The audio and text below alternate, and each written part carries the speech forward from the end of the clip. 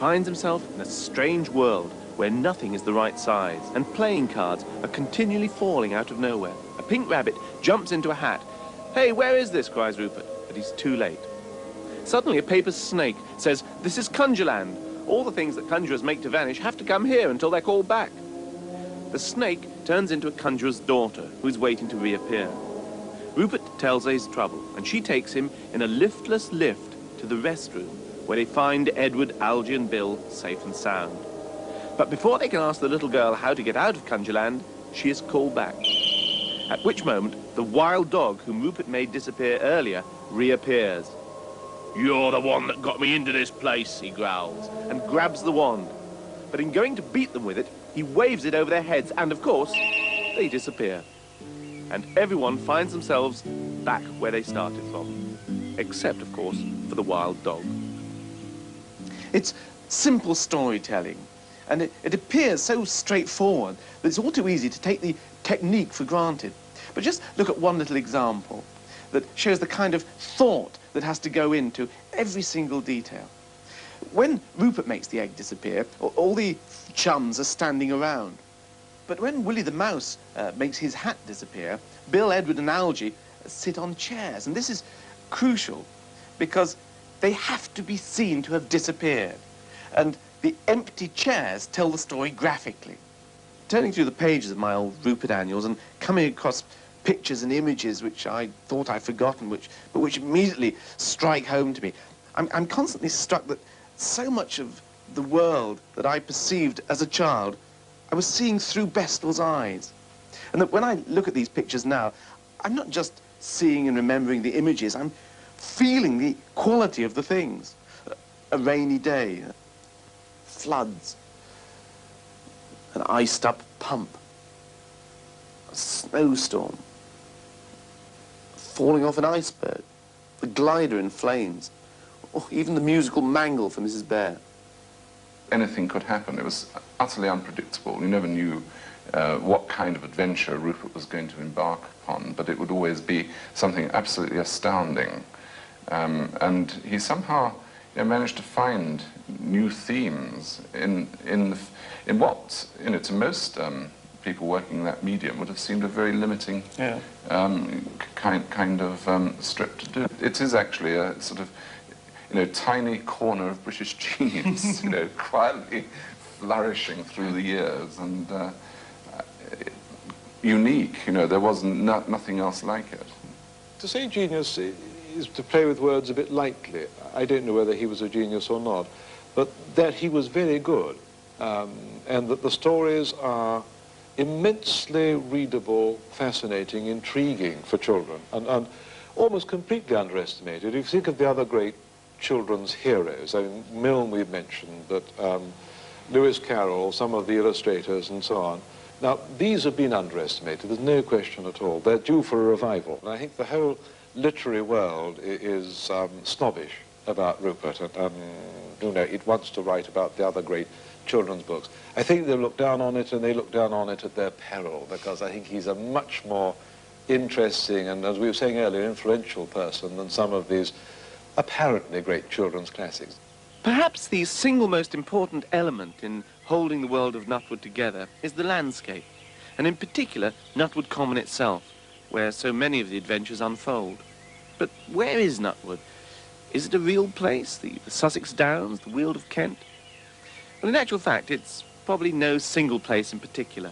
Along with the fantasy and the surrealism, it's the landscape of someone's mind put directly down onto the page. I suppose I've always felt that Nutwood must be somewhere in North Wales. Not because it looks particularly more like North Wales than anywhere else, but because I was born here and it's where I wanted it to be. But there is one Nutwood landmark that is recognisable. Whenever Rupert climbs a mountain, it's practically always Snowdon. And that's not really surprising because Alfred Bestall has spent a long part of his life walking and climbing in the hills around Snowdonia. And it's here that he's finally retired. He's in his 89th year, and he lives in that cottage over there.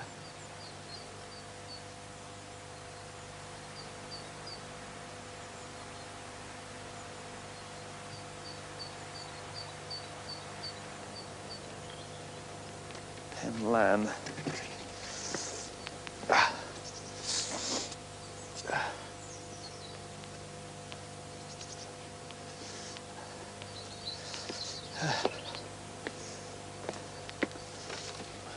Ah, Alfred. Well done. Ah, morning.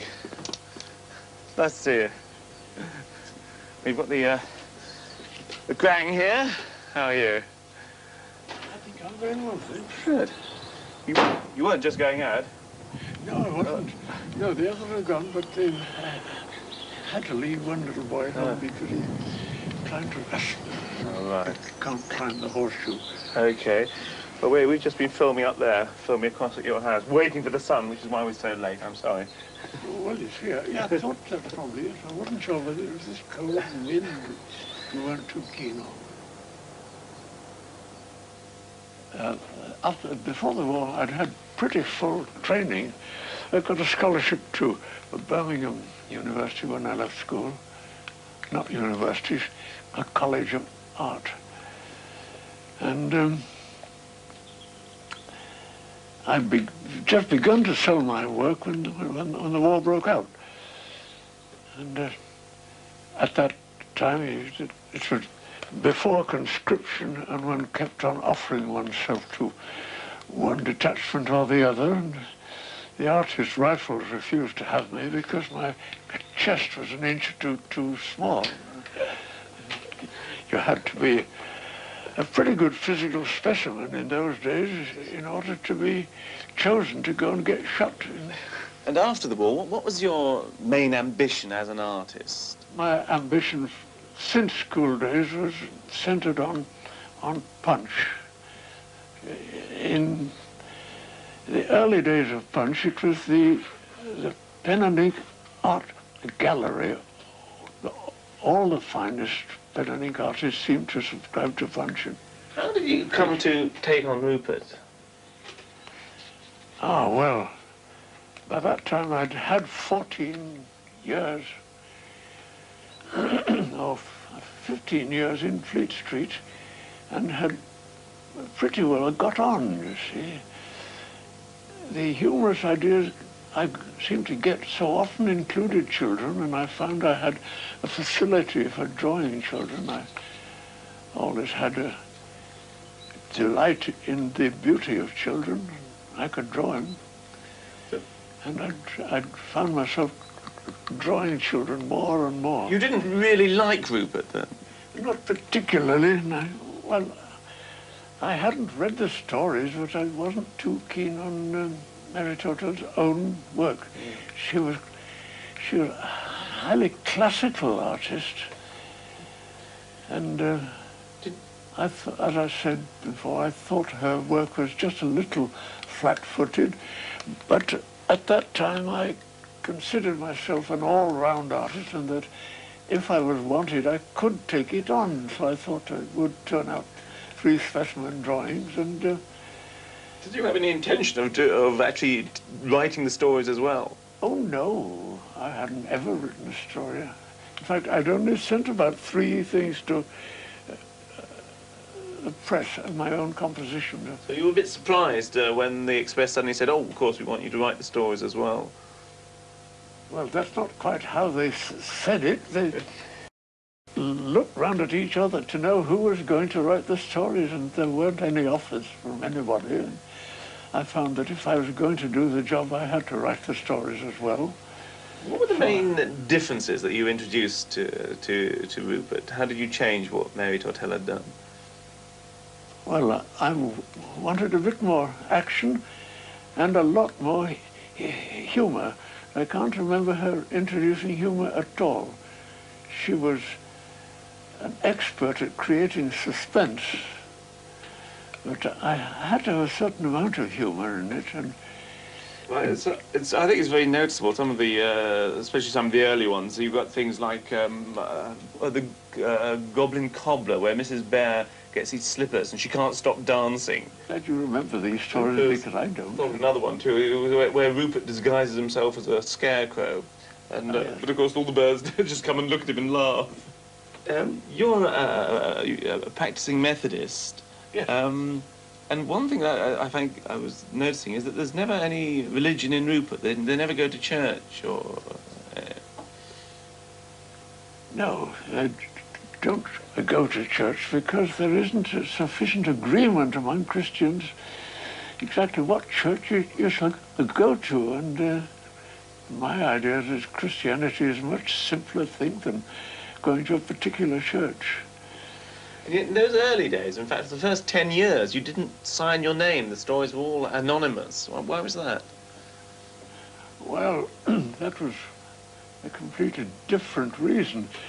My predecessor, Mary Toto, had rather a bad time towards the end of her work for Rupert, but I was so sorry for her with this failing sight and having lost her husband that I thought if my work was sufficiently attractive, the children might still think she was the artist, and so I didn't sign it, and it remained either mine or hers for all that time until she died. And as soon as ever she died, I began to sign my work. I believe you resigned in about 1952. Well, why was that? It was just that they started piling on much too much work onto me, and I was ordered to resign. My health would have... You were ordered by your doctor to resign? Yes, by my doctor. Did you feel, at that period, did you feel that the Express were working you a bit too hard? Yes. It's the old story. If a drawing looks all right, people won't believe it takes any trouble at all. They think you just sit down and get on with it. Oh, that's all right. And it's not like that, I'm afraid.